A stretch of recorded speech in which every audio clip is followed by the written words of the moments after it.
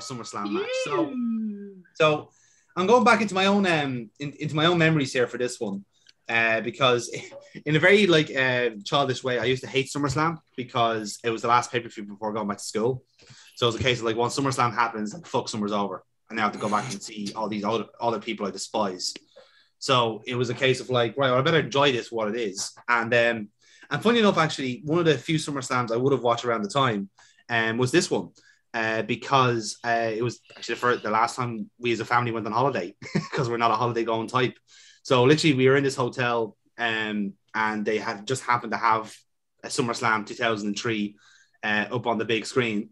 And I did not, I was, yeah, it's weird. Like, they had it on like a projector screen and all. And there's only like 3 or 4 of us left in the fucking bar. Like, so it was fine. But it was weird. Like, I would have been keep watching a wrestling like casually at this point, but I just never registered this match was happening, right? I did not know this match was happening for Love and Money, because there's another match on the card that I was actually there for, but this one I didn't remember at the time. And I don't know how I did forget this one, because it's the Elimination Chamber. How do you not remember that's happening? Particularly considering who's in this chamber as well. Like, yeah, you're going to remember this one. So yeah, like it's a funny one. So I've gone with the Elimination Chamber solely because of pure nostalgia, watching this in a hotel room in the middle of nowhere. I think it was, I don't know where, I can't remember which county we're in, but we're there watching it and just literally just like glued to it, because my God, there was quite a lot in this match, as early chambers were in the end. So yeah, guys, have you got your links ready? Yeah, ready to rock. Awesome. I will count us in then on 3, 2, 1, play.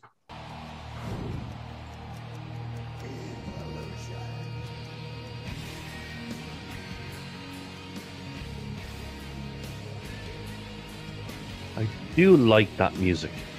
It does work, doesn't it? Yeah, I do like that music. Oh, lads, it's him. My God. Beautiful. What language is this? Radio. It's actually not too far away from when he did do the gimmick change and joined Evolution. Yep. I think it's literally like in the space of a year. Good, we get French commentary. Yeah, French commentary. That's what I was like, what the fuck is this? It was before the 2 massive sleeve tattoos he got. Yep. Well before that. He is such a child. Like, this is... He didn't get them until much later. No.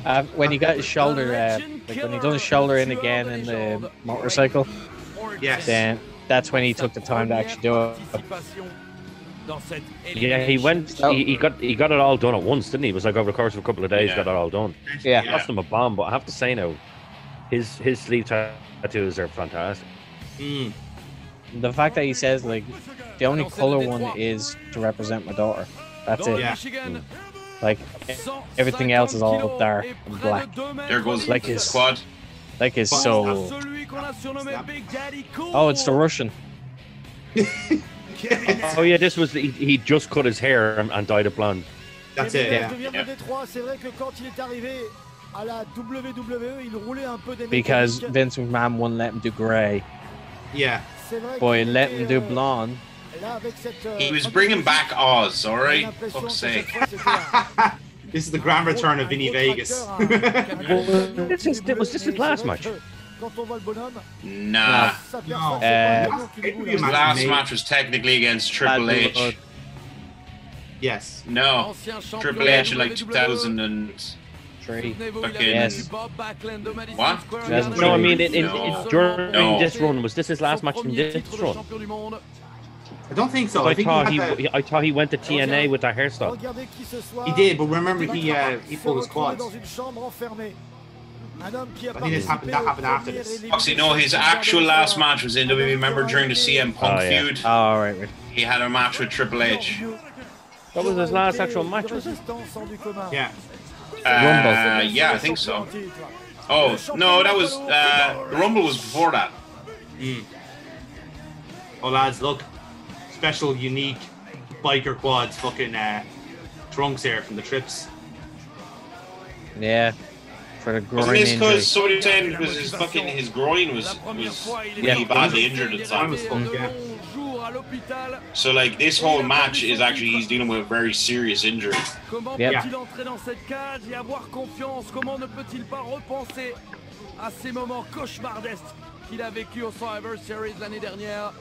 That commentary is really putting me off.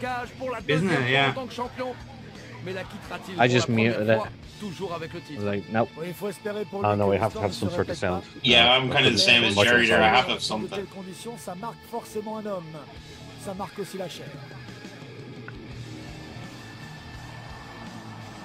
don't know if anyone's ever done this, but it's kind of a weird experience watching wrestling without sound, because you're just actually just picking up on the match on its own. It's a very different experience. Like it's it really is. It really is. Very different. Like, and I know the argument's made. Yeah, anytime you go watch live wrestling, there's no fucking commentary, but it's hard to explain, but it's different. Yeah, it is.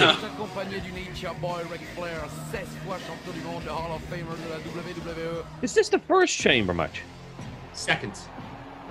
The first one was Survivor Series 2002, and that's when Shawn Michaels won. Shawn Michaels won. Yes. That's when Triple H got his throat crushed. His really crappy brown tights.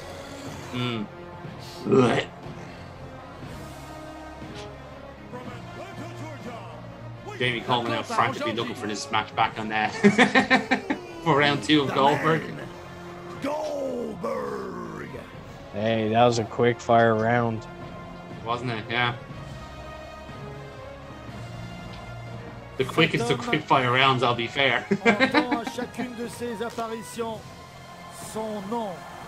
I recently watched footage of Goldberg when he was football days.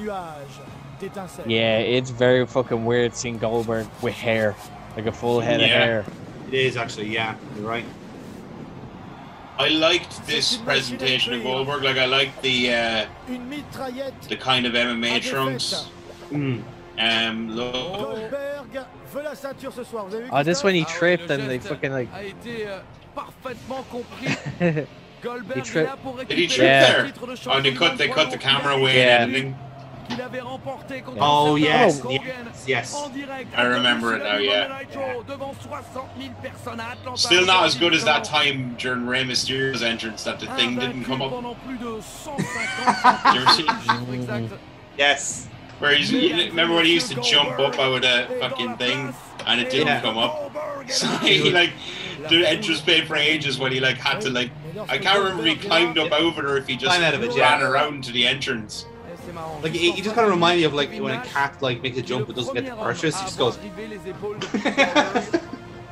But I think because that was on SmackDown at the time, correct me if I'm wrong, I think that was pre-rect, so they just reshot the entrance again. Reshot the entrance, yeah. What I find funny is that like all the rest of them are just staring at Goldberg and just like slow. Goldberg was made right around this time. Down. Like bollocks, like and here's the thing. Like they were all hoping that he would start. I remember I can't remember if there was a storyline going in that Tripp was just trying to like get Goldberg to start off. So that like when he comes in, because I think Triple H knew he was number 6 or 5 or whatever it was. I could be misremembering this, lads, so by all means correct me in the comments. But I thought they were trying to engineer it so that Goldberg would be starting. But then when he saw like he wasn't, he was like, oh shit. So like now he's gonna be coming in later on now. Like he's not the last person in. Or the first person in. Current day Chris Jericho looks like he ate this Chris Jericho. Well, of course, as we all know, folks, this is before he became a Judas in his mind. Va-t-il oublier tout cela? En attendant, Chris Jericho ce soir va débuter ce match. C'est le plus mauvais tirage this is a fucking stacked chamber. L'adversaire que nous attendons. Yep. Really fucking stacked chamber. I'm very quietly impressed every time. I'm reminded, Sean. I'm reminded of all the shit Triple H gets, but then I'm reminded of how tough that motherfucker is. Yeah. And the injuries that he has like worked through. Is crazy. Like where most people would just say, "Nah, fuck that, I can't do that." he's the world champion, so he's going out there with a fucked up groin, and he's gonna. Yeah, now they're gonna obviously there's heavy adjustments to the match to try and compensate for that, but still credit where it's due. Yeah, you know, they cover up very well. They do, and I can't imagine having to wrestle with that serious of an injury. Like that would be awful. Consider like but a I lot suppose of he's the world champion. Is like knee strikes and fucking leg irons. Yeah, you can't work around it. But he's also, you know, look, he's the perennial company man. I mean, look at where he is now and all that, you know. So I mean, like, he's a world champion. He's gonna fucking work. Nice little replay Strange here. enough, this. Yeah, like this is strange because it's one of the last times that you'll see Sean wear tights. Yeah, because not too long after this, he switches to the chaps, like the pants. Oh. Wait, what? Yeah. He switches from the tights to the more pants-oriented gear. Like. I'm trying to think of his later gear. Were they not? They were tight. No, think of when him and Triple H reformed DX. Oh, and they were kind of the bell bottoms. Yes. Yeah. Oh, you're completely correct. Yes. Yeah, because this is 2003. Yes. Now DX formed in reformed in 2006, but Sean had been wearing the chaps. No, but I know the type you're talking about now. Because when you said chaps, I thought of the ones that he used to wear during his entrance. Do you know the ones that he used to wear over his tights? That counter to the pin fucking hurts to do. So like, the fact that Sean is doing that with his bad back. Yeah. In fairness, he does look in fairly good nick at this point, like, as well. Like, his bad back, his lack of a smile, it's all just fucking.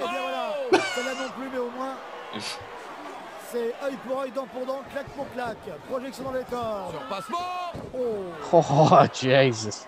Nice. Oh. He paintbrushed the fuck out of him. I do find it funny, like watching the Broken Skull, like with Jericho, and he's explaining like the lead up to the 19 match with Sean. Yeah, and it's the fact that like they both went off like probably to get lunch at different places, but when they came back, one had one half the match, the other one had the other half. It's like, cool, we're good. Let's do it. That's good. It's like, Jesus, like the odds of someone being able to do that, like to happen to have like the second half or the first half where you have the other end of the match. That's very rare for that to happen. That's a different mindset. Like well, I'm gonna go for the start. You're gonna go for the finish. We meet in the middle. Dude, again, it's Randy Orton. Et on va voir d'ailleurs si les deux hommes vont s'entendre. Oh. Quel frog splash. Ah non, il n'y aura pas trois. I know, like, Orton has never really done top rope moves since about 2007. But my God, does he have a fucking beautiful crossbody. Yeah. That used to be, didn't that used to be his finish at one point? Yeah. When he debuted on SmackDown, like, that was the finish. Yeah. Short-lived, because then it went up to Ozone and all that. He started doing. Yeah, went to that weird fucking overdrive finish. Yeah. Which I hate because it's so slow to fucking set up. Also makes no sense too. All the impact is coming down on the back of your fucking leg. Yeah. Une aide à un backup, comme on dit aujourd'hui en informatique, en la personne de Randy Orton. Mais Michaels arrive à se défaire des deux, Jericho et Orton. What's your guys' thoughts on the Elimination Chamber overall as a match fight? Quasiment un Shining Wizard. Love it. Yeah. I think it's a good concept. I think it's a great little twist on the essentially a battle royal like skeleton, like with timed entrances. It's a nice little twist on it, kind of incorporating the Hell in a Cell. Essentially, it was war games. It's a Bischoff creation, isn't it? Yes. It was essentially war games, just in a newer capacity. Yeah. But without the second ring. Yeah. Yeah. And to be honest, it's a cleaner looking like construct. Oh, absolutely, yeah. I also like the fact that they use it only sparingly. It's very sparingly to use it. Hell in a Cell is done to death. That's why Hell in a Cell is no shit. Yes. I noticed in recent Elimination Chambers, and please correct me if I am wrong, but I noticed that horrible grate that just looks like a nightmare to bump on. They've done away with that now, and it's padded. Yeah, it is. I think with a thin line of padding around. Yeah, this chamber lasted until about 2014, I think. So they got about 10 years, 10, 12 years out of it, right? And then basically they changed it so that the chain link, the pods, and the wrought iron is replaced basically with like softer material. So you're not like. But that was obviously because they were doing no blood. When they were taking bumps on that, they were ripping themselves open. We've seen like pictures of them opening their backs up on that stuff, like, you know. So it made sense. Like they had to change the materials to suit. But yeah, it's definitely a lot more sterile now after that. But not only that, like I imagine it's because of the time it takes to put it together. They need light materials to actually like let's transport this. I was just gonna say down to everything, transport, assembly, everything. It's a big ass fucking structure. Yeah. Like, isn't that arguably like the biggest structure that they'd have for a match type? Until they made the larger Hell in a Cell, yes. It's fucking hit. The larger cell is hideous. Yeah. Yeah. Like, and it's red. I was gonna say, is that the red one you're talking about? Before it got painted, it was the extended one, the one that was a lot higher for some reason. So instead of the normal like coming off that one, no, you'd see someone else come off that one. Shane McMahon. Yeah, but like you look at Shane McMahon's bumps off, but obviously it's heavily padded. There's no padding for Mankind. Yeah. The table and that was fucking it. That's all that poor bastard got. Yeah. Then he ended up taking another bump through the fucking thing. Poor bastard. Vous avez vu, Kevin Nash toujours solidaire avec Shawn Michaels. Les deux anciens champions par équipe. I actually watched that match again not that long ago, and you realize how little actually happens in that match, yet how memorable it is because of what happens. Yeah. Like, there's not actually a huge amount of like moves or spots in or anything like that, because they go straight up the top very quickly. He's thrown off.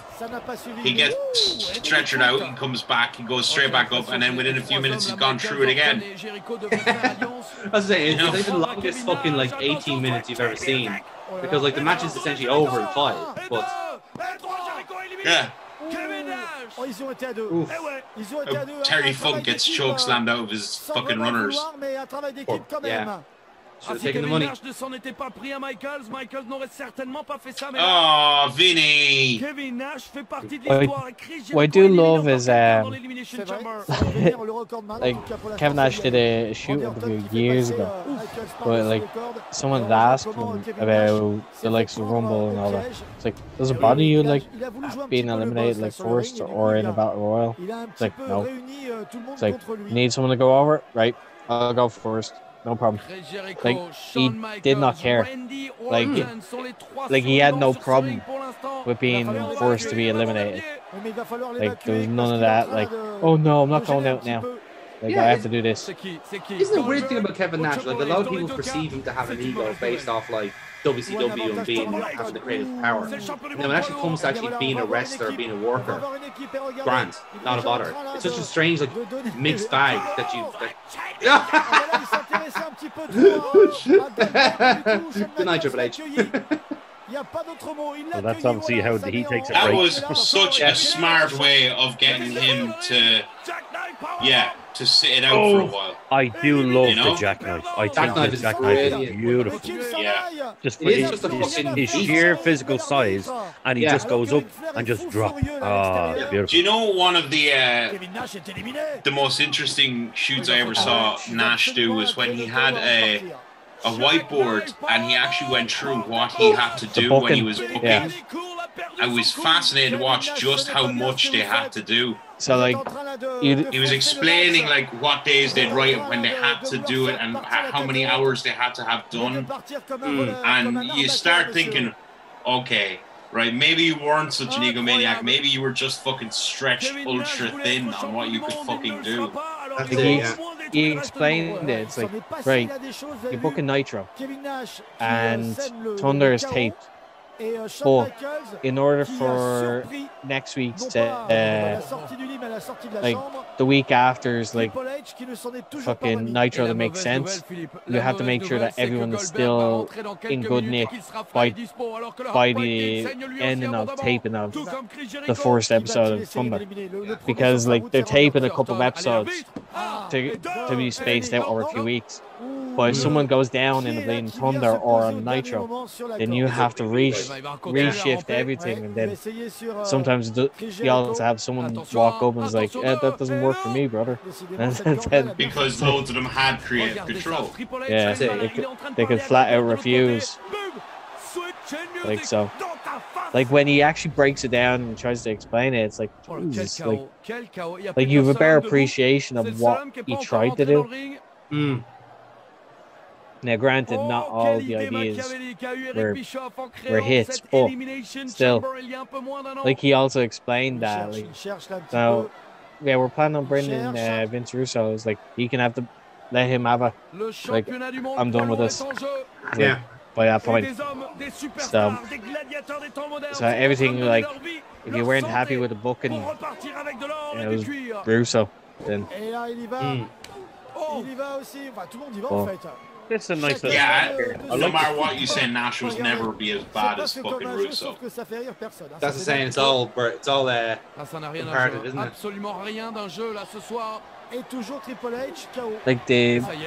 Like he made no secret about it. He said, look, like look, if umpire, it's time for Goldberg. Yeah, like if I was booking. Yeah. That's sell. Boom. Boom. Oh, Sean's fucking sell off it. Spinny sell. Et quelle rapidité d'exécution. Alors ça c'est autoritaire. Attention. That's fine. That was the wrong answer. Jericho et Michaels vont se mettre ensemble contre Goldberg. La double projection. Double coup de la corde à linge. Il n'y a plus de personne assise dans cette salle, mesdames et messieurs. You're a touch ahead of us, I think, Jonathan. Probably. Et c'est pas fini. Yeah. It doesn't matter. It doesn't matter. Le spire. Boom. Le spire. Il a explosé. Et deux. Set up. Spear. Boom. Goldberg. Yeah, I think I'm ahead of you as well. I think I'm probably the same as Jonathan. Maybe Yeah, a second or two ahead of you, yeah.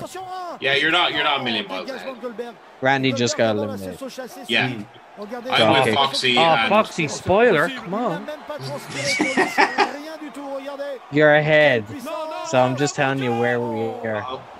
Because we're behind. I'm not just ahead. I have a body and a mind as well. Okay? You're more than That's just very ahead hurtful, to me, Foxy. You're more than just ahead. Thank you, Tucker.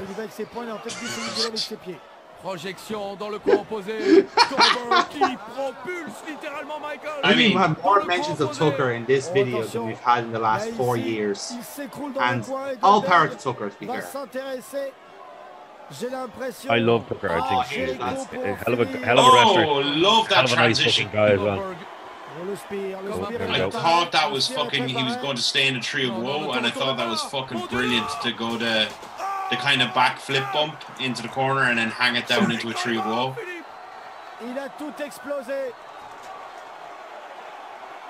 Oh, Lord. That did not break the first time. Oh, he just fucking forced through, like. Proper fucking plexiglass, lads. Goldberg a tous exploté. À chaque fois qu'il vient dans un match à élimination, dans ces chambres d'élimination, eh bien, il passe à travers les plexiglas. Yeah, he just plowed him, like he just forced him fucking through. Forced him through, yeah. Et s'il suffisait d'un switch chain music pour éliminer l'homme le plus dangereux de ce match pour l'instant. Il n'y aurait que ça, Christophe, j'ai l'impression, comme solution pour l'instant. I love Shawn Michaels' elbow drop. I think it's a thing of beauty. I think it's definitely on par with Macho Man's. Yeah. And I just hate the fact that CM Punk thinks he's on par with the two of them. Nah, Shawn's and matches are on a different level. There's a smoothness that comes with theirs. That's just beautiful. Thatcher Spit out that gum, you fuck. Thatcher steals the Shawn Michaels. Like, he does it very well. Yeah, but the thing is, he can actually do it. CM Punk can't. Yeah. Cet homme est une machine à combattre, une machine à éliminer. Ce soir, il en a éliminé 2 avec une efficacité redoutable et une vitesse d'exécution incroyable. Voici le 3e. No, I got myself over. Vous avez vu comme il était là en train littéralement là, de saliver avant d'envoyer son spear. Roly, roly. What do you think? Is Goldberg the best spearer? I think so. Roman's not bad at all. See, I liked Goldberg's original spear. Like when he does here, it's like a normal spear, whereas the original one, it's more of a rugby American football tackle. So his shoulder goes in, but he grabs the legs and drives you to the mat. That was exceptional back in the day. Who remembers Goldberg giving Nunzio a spear in the Rumble? Oh, that wasn't a spear. That was a vehicular homicide. No, the best spear was against Christian. The one where he looked like he killed Christian. Yes. Oh, that was on a Raw. That was. C'est lui qui maintient cette chambre fermée. Someone get Jay Lethal out here. Ric Flair's having a moment.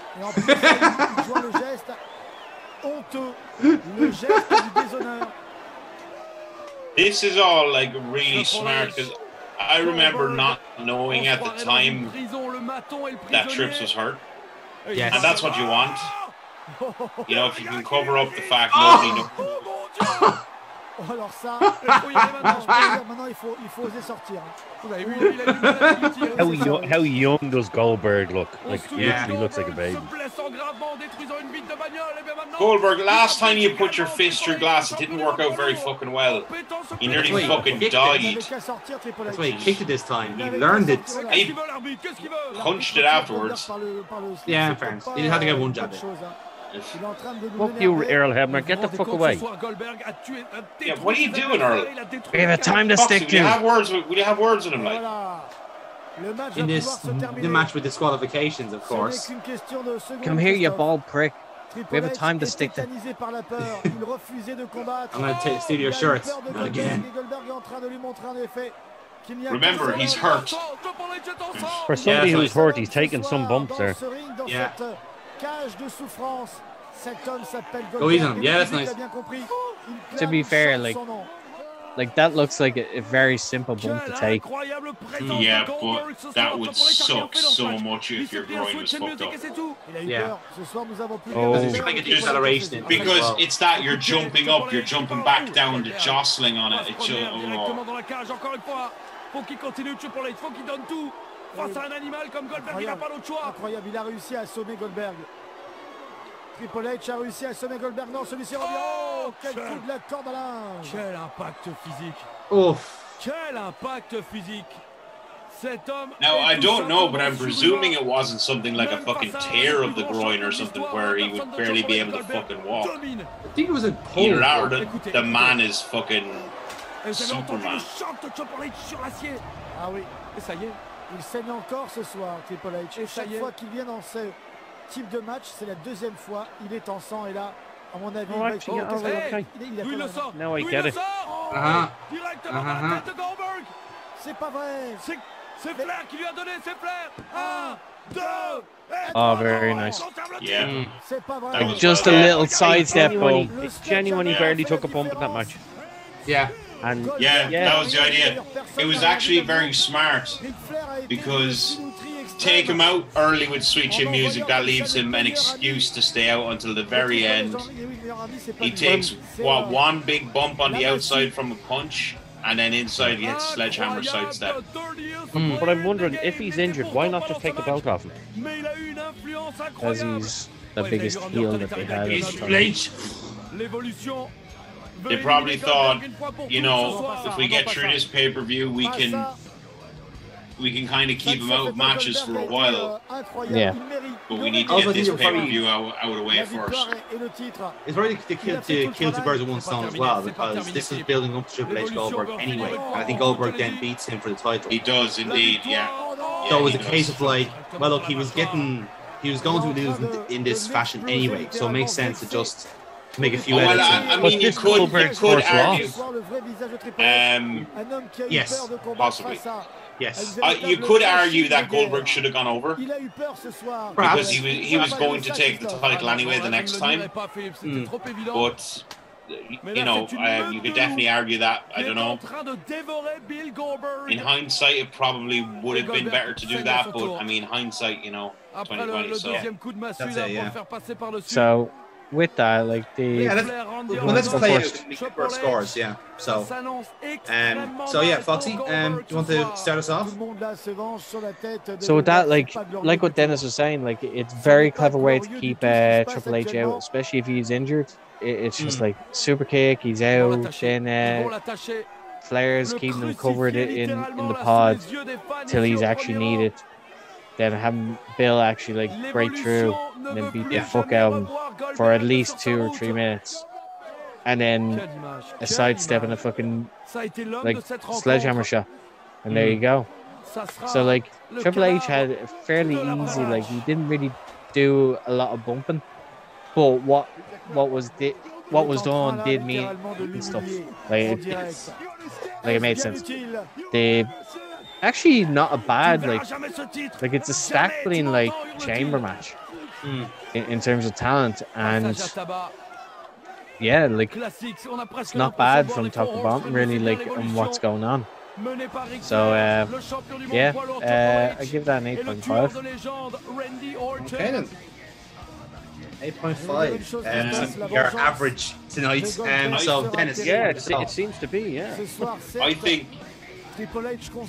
I'm trying to look at it with kind of a view of if I was looking at it at the time, which I did look at the time, and I didn't know Trish was hurt, I would be sorely disappointed with the ending of the match. I was too. I was sorely disappointed. Yeah. I do think that, you know, again, this is hindsight. I do think they should have just pulled the trigger, put it on Goldberg there and then, since he was going to get it at the next meeting anyway. As for the match itself, I mean, it was a solid match. The guys in there were all uber talented, and they put on a very entertaining show. I did think, again, because we know now Trips is hurt, keeping him out that way was a very smart way to do it, where you hid it from people. I didn't know until years after that he was hurt. So I'm going to say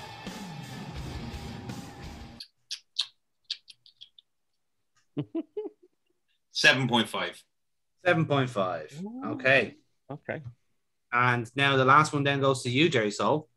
I remember watching this live, and Goldberg, he was only in a couple of months really. He came in his first match, or first big match against The Rock at Backlash.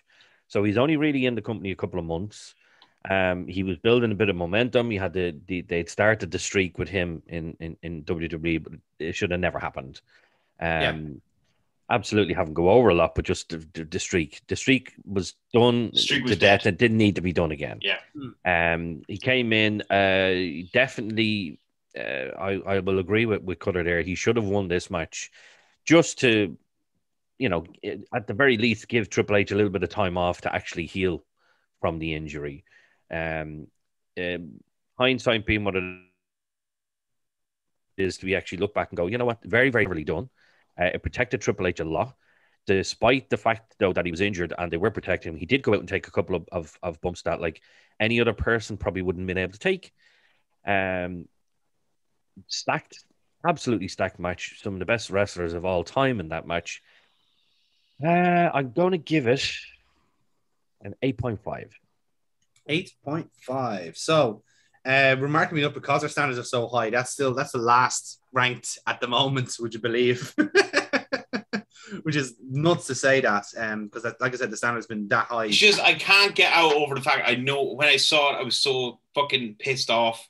Yeah. At the time, I was so pissed off, and I just really wish that they had to put it on him. It just felt like they should have. It made sense to put it on him. Yeah, and that I can't get past that, which is why I didn't put a higher score. It just feels like nothing against the guys in the assembly of the match, but I think the booking was all wrong. Booking was all wrong, yeah. Yeah, absolutely, yeah. But again, funny enough, lads, like this is the closest field we've had so far. I'm on 24.5, Fox is on 25, and Dennis, you're still leading on 25.5. That's how close it is tonight. No, I could be knocked off by the Soul Man. No, you won't. Is. So this is yeah. Did you actually pick the gobbledygooker? Yes, I did. Sorry, Jonathan, go on. Sorry. No, I was actually just about to pass to you for tonight's main event. The main event. Now, why you gave me the main event? I had a couple of hours notice to come up with this match.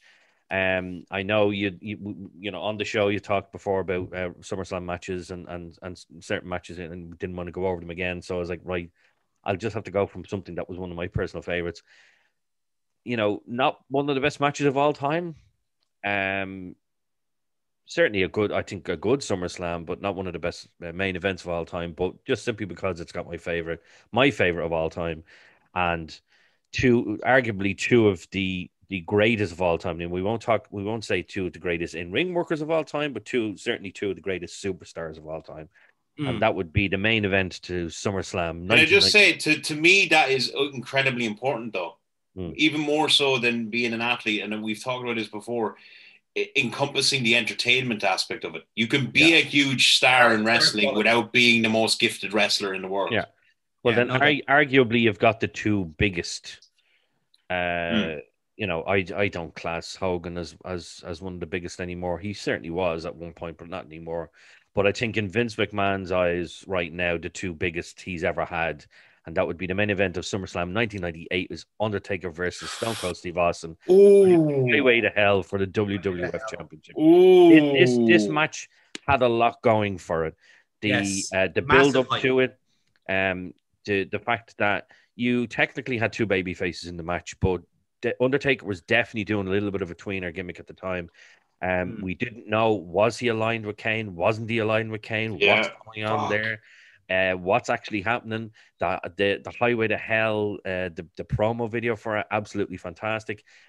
Certainly not one of their better matches because the two of them have had better matches together. There's a very memorable moment in the match where, we'll see it anyway. I'll point it out. I'll point it out when it's something that the Undertaker and Stone Cold have talked about in separate interviews, and then on the Stone Cold Broken Skull sessions, I talked about it as well. So let's get into it, and I'll point it out on this. So, Gerry, if you'd like to give us a countdown when you're set. Well, indeed. It's 3, 2, 1, go. So, is this the one where the knockout happens? Is it? That's the one. Yeah. That's the one. Why the fuck isn't my video playing? Because it doesn't like you. God fucking damn it. What time are you on? I'm on 17, 18, 19, 20. Okay, right. 21, let's give it a one. 22. Oh, he has the best theme song anyway. I was just about to say that. This is The Undertaker's best theme music. And the fucking gate would be nice to touch as well. Look at the ring here. Like, it's the entrance control. This show had a lot going for it because arguably the best arena for wrestling is the why can't I say the fucking name? Madison Square Garden. Thank you, Madison Square Garden. It is. I've always wanted to go. I was outside it when I was in New York, but I never got to go in. I've always wanted to go to an event, especially a wrestling event in Madison Square Garden. Absolutely, just It's the best. It really is. That's a game face. I mean, that was for. I mean, I know WWE doesn't really have a home anymore, but that was their home starting out, was Madison Square Garden, you know? You always need to put a little bit extra into matches, into shows there. Yeah. That's the way it is. Even the house shows that they did there, people they would go out there and proper matches. You know, right? House shows, come to Dublin. It's so good, so good. The #1 contender for the WWF title. It's been 6 months. But even like you touched on it, Jerry, there as well, and lads as well. Like even just Taker's gear, his look, everything at this time was just perfect. It's possibly. Remember crowd? In fact, I think it is. It's my favorite version of Taker. Yeah. Yeah. Look at that glass shatter. Love it.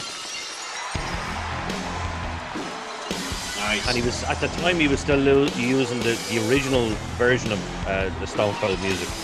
Yes. It wasn't quite as heavy. I love that. Still a fucking cracker. belt. Though. People fell over the barricade. Yeah. Like I said, This was when Taker had really gone from being the dead man to being a wrestler. You know, there was no more, or very little of the sitting up. He was a wrestler, and as a wrestler, he could be beat. With Austin as well, look, there's a reason that it's thrown around wrongfully, in my opinion. People always like, oh, he's the new Stone Cold. Oh, he's the new. There will only ever be one Stone Cold Steve Austin. I doubt any wrestler will ever reach that level of popularity ever again. Like even McMahon has said it, despite the fact that John Cena has made him millions and millions and millions, and I'd say this, like the likes of Roman Reigns are making him millions and millions and millions, nobody will ever be Stone Cold Steve Austin. No, and it's useless to try and beat him. You're not going to do it. Yeah, and as well, the fascinating thing that I was pointed out, possibly by you, Jonathan, I can't quite remember, only recently to me, when you look at how long Stone Cold was actually in the WWE and actually doing the Stone Cold character, in comparison to other huge stars, he was there an extremely short time. Extremely, like about 2 years. Between active Stone Cold, so you've got active Stone Cold 97, 98, 3/4 99. Yeah. Pretty much all the 2000 gone. 2001 we were back, and a bit of 2002, 3. So you're talking, let's say 5 years. 5 total. But you compare that to somebody like John Cena or somebody who's been there for well over a decade. Yeah, Orton like 15 years. Yeah. No. Undertaker 30 years. Yeah. You know, there's a huge. So in a very short period of time, by comparison, he left the impression he did. Yeah. You gotta think that you get a lot of the legends coming back, and when you hear their team music, the crowd are like, oh, it's great to see this person. As soon as you hear that glass shatter, every person's on their fucking feet. Yep. Every person, even despite the fact that he hasn't really been active, even as his general manager role since 2005, 2006.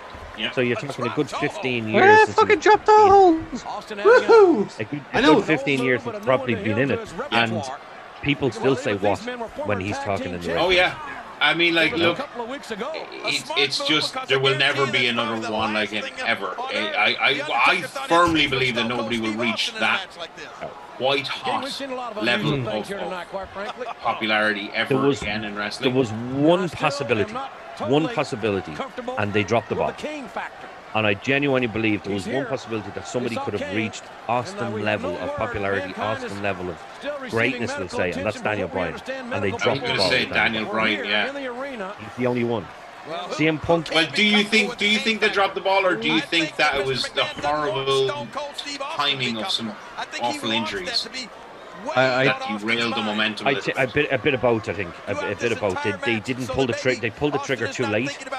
And you know, he was getting there, and then the injuries came, and then that's what floored him. But if they had pulled the trigger earlier, oh, there we go. There's the knockout. That's what I'm talking about. Kicks him.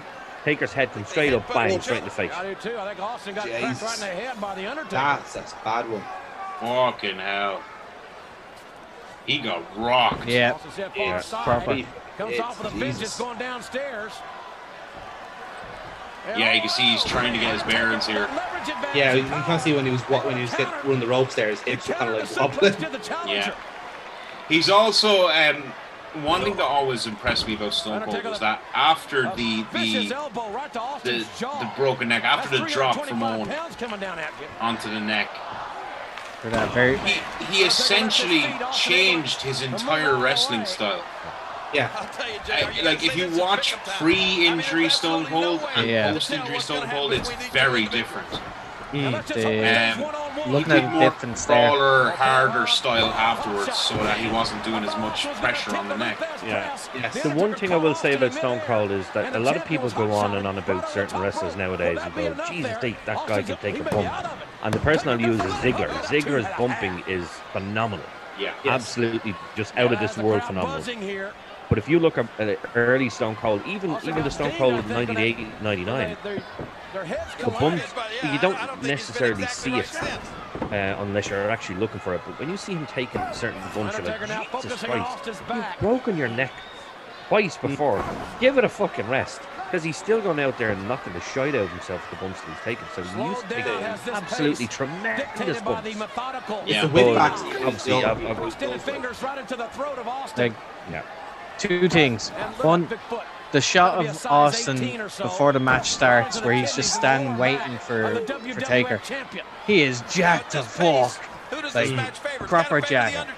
And number two, that's fantastic communication between like all three of them in that. The fact that like in a very short period of time. Yeah. The fact that only a referee would notice that now, in fairness. Yeah. The fact that you noticed it, the whole lot. All three are talking to each other, but you're not really seeing them talk to each other, and that's the best. No, it's so seamless. Because like the fact that Austin went down, but he's like that. He's like covering his mouth, but you can see it. Like I caught his mouth moving. He's talking to the ref, is like letting him know what's going on.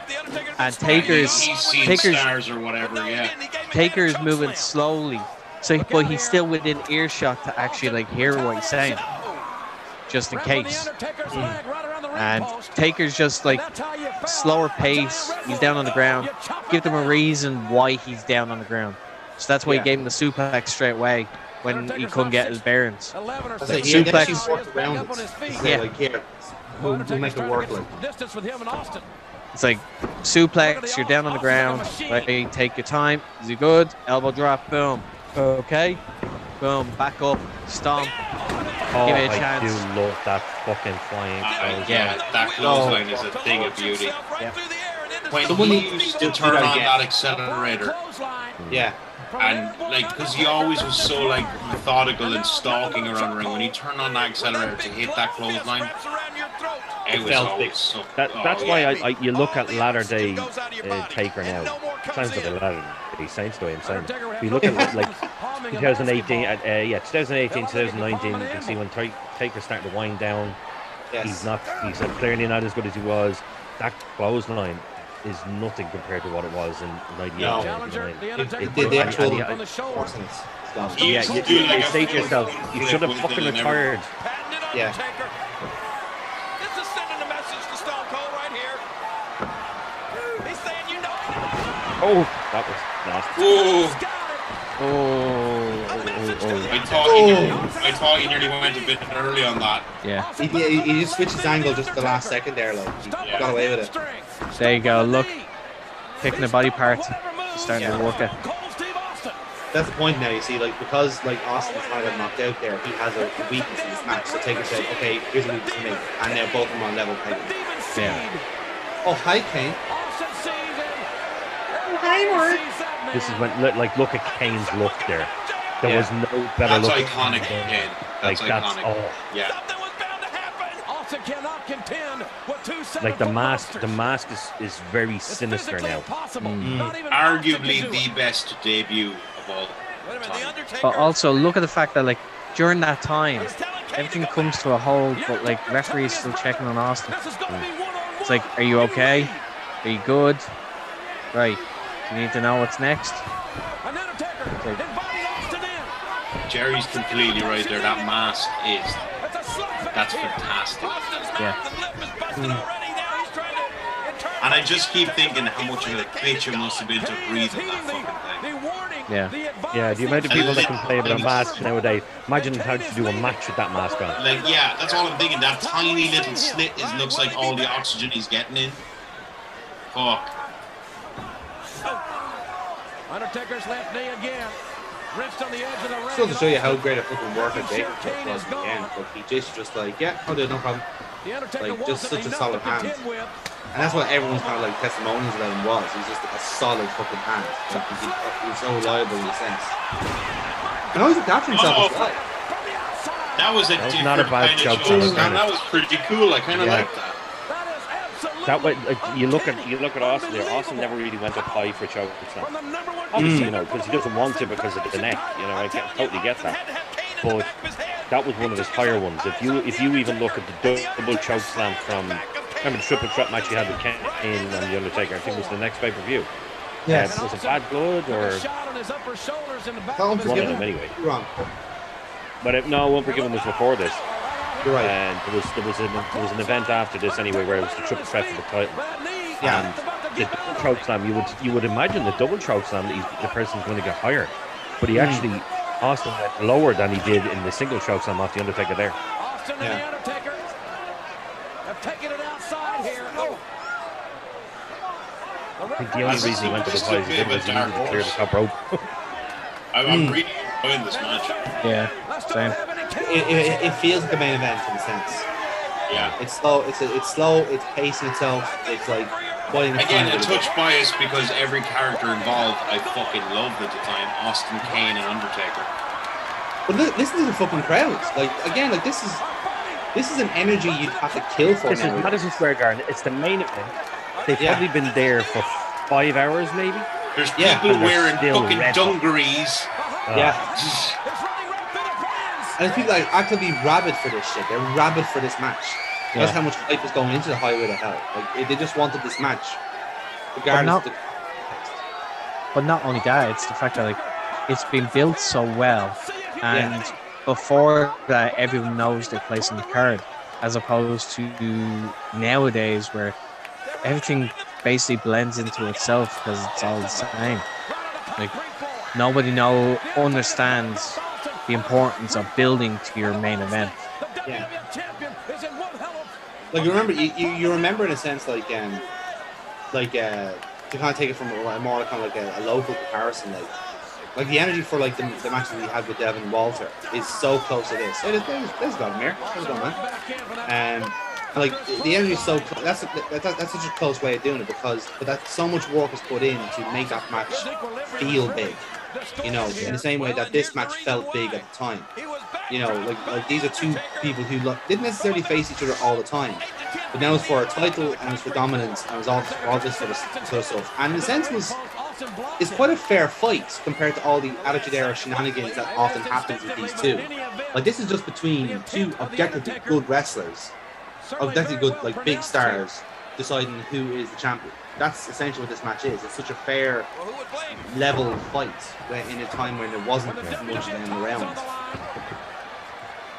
How can you blame anybody for doing anything to win that prize? Like, not only that, it's like very simple. Like, call on the fly. I love that. That's something that's actually like it's missing a lot of the time. Yes. Like, people being able to just like, right, let's go out there and just work. Yeah, right. Things didn't go to plan, so gotta change it up a little bit here. I mean, which match was it we were talking about before? where literally like stuff would go wrong, but like you wouldn't know. That was Sean and Razor. Sean and Razor, There you yeah. go. Sean got his leg stuck in the head. Sean and Razor in the ladder match, yeah. Where And they they just- worked any mistakes, they worked it into the match as if like Yeah, it was Sean meant got to his happen. leg caught when the ladder fell on him, and rather than acknowledge the botch, Razor then worked in his leg for the rest of the match. Yeah. It's genius. Little thing like that. It's a And little like thing. talking about it, it makes logical sense. Of course he would. Why wouldn't he do that? But But in the parameters of wrestling, Yeah. it's so like it's so unnoticed. Yeah. But the thing is like the case. That's a nasty bump. Yeah. Oh, right on the apron. Yeah. He proper threw himself for that. But on that point though, right? Like I think sometimes some like wrestlers are afraid to lose the match they have in their minds. You know, kind of way for fear that like the what they do end up getting is inferior. Like there is a match that's in my mind at the moment, a very recent example of that, where something that very obvious does happen, and you're thinking, yeah, you should change your finish because otherwise it doesn't make sense. And it actually does take away from the final conclusion. Because there's always a plan B, there's always a plan C. You can work back to where you had it, where you wanted it, you know. And that monster's gone. It just disappeared. It's dead. It's gone home. But yeah, like that's an example of it. Like sometimes like you don't have to paint by numbers your match. You can just let it happen, work out, be confident in your skill set, and be confident in your opponent as well. Like if you know this guy can work as well, then do it. Like it shows like a different time. The fact that like back then you were rated on your work rate. Yes. Like how good you could work, and the best workers were the ones that were the more successful because they knew it. Yeah, it's nasty. Always goes well. oh god. Oh god. Still got some air for that. Fucking did. And the fact that the bleeding table didn't even break. Yeah. I think he kind of slid past it, did he? Slid past it. Yeah. Like he slid off the table and took Austin with him. So both of them crashed and burned. Yeah. Very strange, like it seems like it did, like the table did break, it just like the bottom of it broke. The top of it was salvaged, like it's weird. Ouch. He landed on the fan. Here's the Bang. Oh yeah, he went too far. That's what it was. He Yeah. went too far.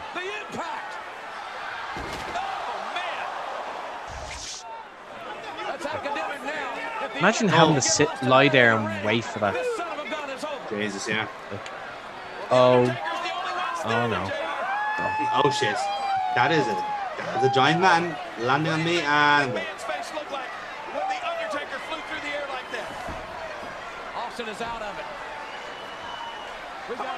The two of them just look balanced. yeah. They look fucking wrecked. They're like, oh lads, come on, take it home. Like Austin's got busted lips. Like Taker's probably just like bollocks his hip from that. He's just like, yeah, we're even now. We're even. Oh, look at that, spitting up blood. Austin's got some internal injuries, but that son of a bitch won't quit. Sorry about that. What a whip. Again, I'm really appreciating like how good workers there in this match. Like there's clear communication with the referee, like clear communication with each other if they can. Yes. And they're not afraid, like with the Sean Razor, they're not afraid to take what was a mistake and working it into it. Yeah. Because in a sense, they know they've got the crowd, so they can make any match they want. Like it's fine. They already have the crowd here. Look at the speed they're going. Jesus. Oh. That's also what's mental is the fact that like, Look, they have this gear that they can shift burst into. out. They can get that extra speed going when they need to. Yeah. Like, there you go. This is their big rest spot. Fucking double down. Give the crowd a second to get him back into the tent. Just register everything. Yeah. Literally get up, force the wind, trade off. Boom. Boom. Boom. Boom. Like the crowd, just listen to the crowd. They're still hot. Still hot. There's no lull.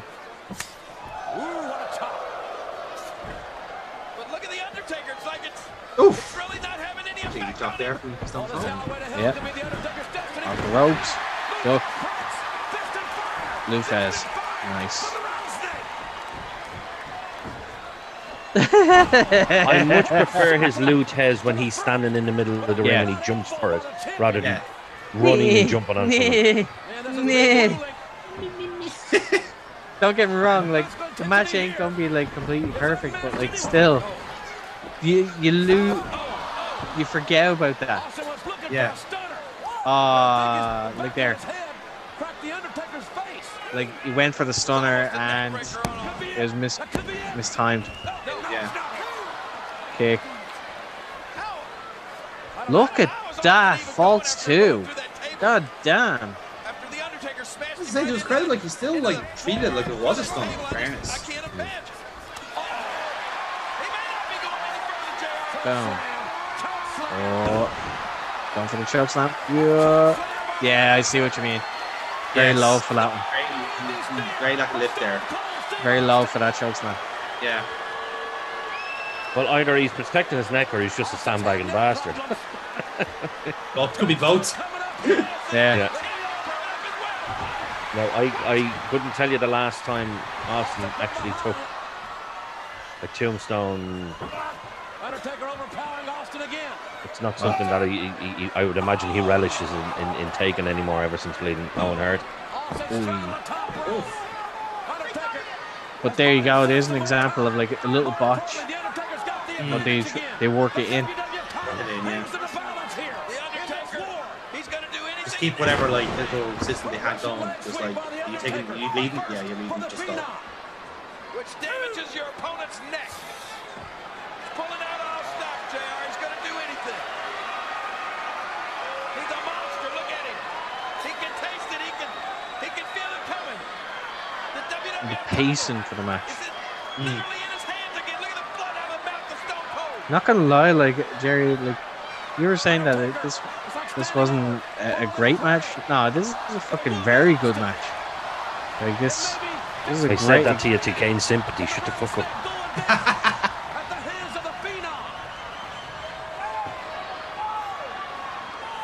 He's going for it again.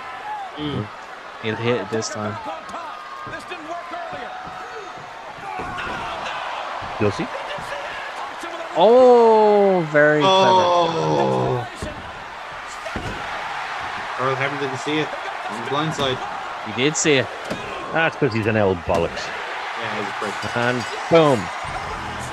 Look at that. That's the champion's count, as Austin refers to it.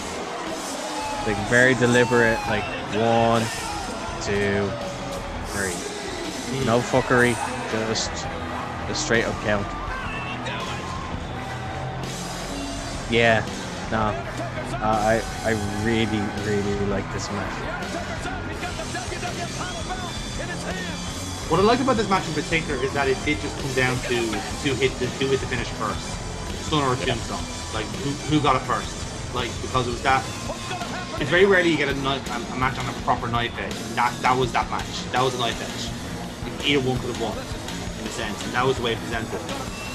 What is this? Is this going to explode or what? Like even the after, like this moment now, you're like, what's going to happen? Is he going to clock him with the belt? What's going on? That takes a hell of a lot of class.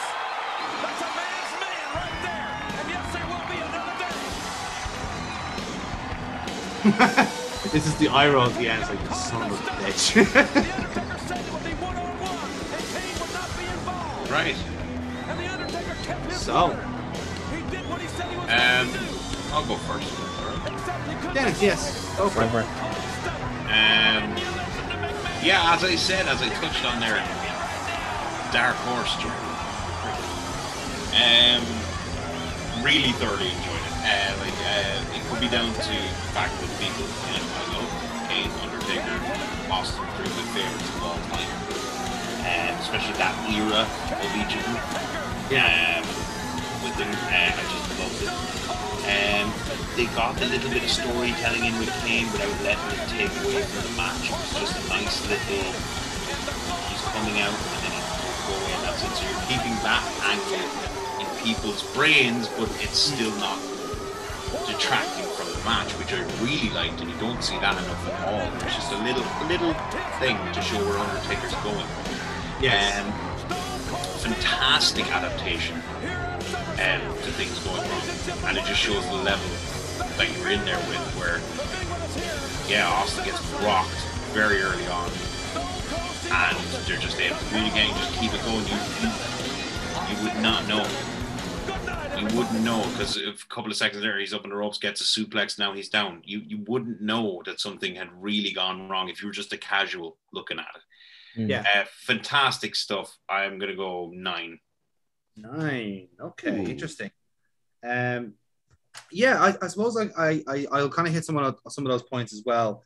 Very good flow to the match, very slow, very deliberate, very kind of like a big match feel. Cagey is the word I would use, and that's not a criticism in a sense. It's cagey because it should be. Like, it's a big title match in front of a hot crowd, and these are two guys who don't want to lose a match. Like, that is going to be a cagey affair. In the same way that like a WrestleMania match should be a little bit cagey starting off, and then people warm into it. You take more risks, and in a sense, that was the story of the match, because like Taker took one risk, got punched the balls, got stunnered, and lost the match. That it all came down to a stunner, and I really like that about the finish. What I would say is I think it could have done with 1 or 2 sprints in and every now and then. I think the match needed to go into a little bit of a gear every now and then. It was nearly there with some of when they were on the ropes and so forth like that. It just needed a bit more, if you know what I mean. It was just missing something a little bit to make this live up to the hype. But perhaps because the hype was so much at the time, it was very hard to achieve that level. But for what it's worth, this is still a damn good main event for SummerSlam. Damn good to keep this, as Dennis was saying, to keep the kind of narrative ball rolling with Taker and Kane and what Stone Cold is doing next. No Vince McMahon, no Mr. McMahon interference, which I found very surprising. Maybe was that missing? I don't know. I don't think it was missing. I think it would have taken away from this match. So overall, a solid main event. I'm going to give it an 8. I'm going to give it an 8 overall.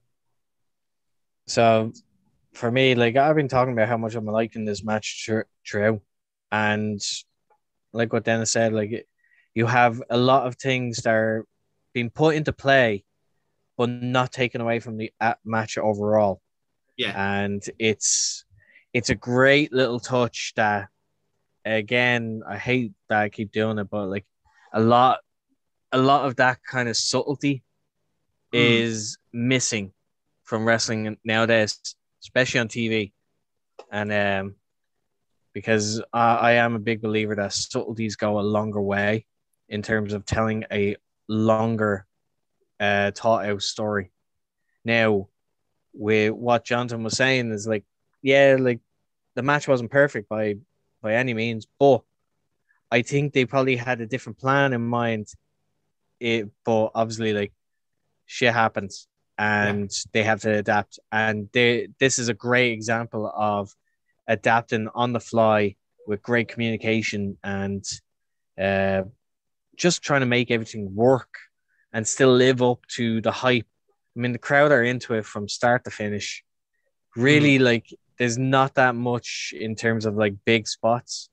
There's just 1 or 2, and then a little stunner or Lufez or chokeslam. But I thoroughly enjoyed this. I'm giving it a 10. Holy wow! He takes it. He does take it. Well deserved. It was a great choice. A dark horse, but a great choice. Yep. Gerry Soul, SummerSlam is yours. You have won the summer. 27 out of 30. blows the rest of us comparatively out of the water, considering how close we were on the run-in. But I genuinely thought I was going to lose. I genuinely thought, right, I'll probably come last. I can't be upset with that. It was a great choice. Cheers. See, there you go. What I love about it is that it was, especially with the show, is the fact that like we're sneakily like getting to watch these matches and having a better appreciation for them now. Yeah, a little bit. Yeah, definitely agree. Yeah, and with that, folks. Sorry, go on, Gerry. Give us your closing speech. Well, you know, my champion speech. I totally agree with Foxy. Over the last year or two, I've been just rewatching. I haven't really been watching Raw, SmackDown, or any of the pay-per-views lately. I kind of like to catch the highlights, 10 out of 10. You know, the top 10 of a show. I watch them. I don't really watch the shows anymore. But I've been rewatching Raw, SmackDown, and all the pay-per-views from 97 up until 2002, 2003. So at the minute I'm on No Way Out 2001, which was the 3 stages of hell with Austin and Triple H. Am I right with that? Yeah, and the Rock and Kurt Angle. That's right. Yeah. So I'm literally at that pay-per-view now, and you look at that, it's like it's 10 times better than anything at the minute. You could take WWE, TNA, and AEW and put it all together. It wouldn't even match what WWE was back in 98 to 2002. It was just absolutely amazing. Absolutely amazing. It's just a different level in a sense. And like I said, that kind of main event quite. But to be fair, this era that we all kind of picked like SummerSlam matches from the same kind of period. Like we went from the range was 98 to 2003. Like and like I said, we had like peak SummerSlams in that kind of sense. Like I mean, we had a lot of choices, a lot of like little sleepers, and we would probably do again with another SummerSlam round. But definitely from like this realm, we've kind of picked the real kind of bangers here. But the gas thing is we picked many more matches from this time as well. Like every card was good, and especially SummerSlam around that time was great because you're getting matches that you would be getting at Mania, but now you're getting it during the summer, like dead on. Like that's what you want. It's stuff like this that set it up to be one of the big four as well, you know, and kept its place. But with that said, folks. And that brings us to the end of another episode of Watch Graps with me. Thank you, everybody, for taking part in it. If you liked what you saw, please do drop us a like and subscribe down below. You'll get more wrestling goodness, lots of nerdy fixes as well from comics, movies, everything in between as well. Drop us a message on what you might like us to watch next. We're always up for suggestions on that. And we'll see you again soon. Bye.